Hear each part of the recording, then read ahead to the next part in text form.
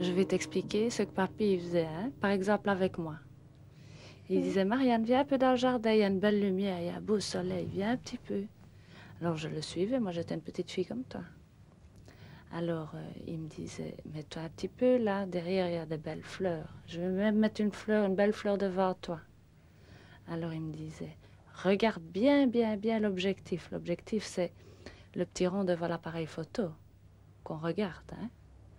Alors il me disait, regarde bien, fais tes beaux yeux, fais ta belle bouche. Faire sa belle bouche, c'est mettre un peu de la salive sur ses lèvres pour qu'elle soit un peu brillante, hein?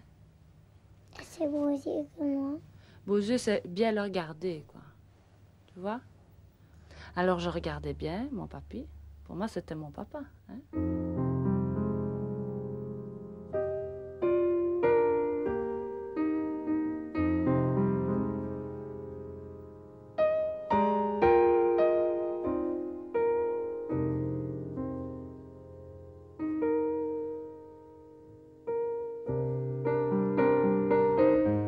C'était gai, hein. Enfin, moi, ma chambre, elle était tapissée de photos de moi, à tous les âges. Je me souviens, ben, vous aussi, hein. Ouais. C'était gai d'avoir des photos en grand, comme ça, disponibles sous la main, dans toutes les positions. Enfin, des photos dans le bain, des photos partout. C'était gai, quoi. C'était des bons souvenirs qu'on pouvait toujours avoir sous la main. C'est vrai que là, j'ai retrouvé des photos quand j'avais 3-4 ans.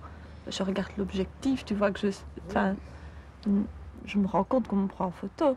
Donc, c'était quand même... Enfin, poser quand c'est son père qui prend la photo, c'est pas la même chose, à mon avis. Oui, ça faisait partie d'une relation privilégiée. Il était fier de ses filles, on était fiers de notre père, et c'était un échange de plaisir. Et puis on nous voyait, il était fier qu'on soit jolis, il essayait de nous rendre une image jolie, on se voyait jolis sur des photos.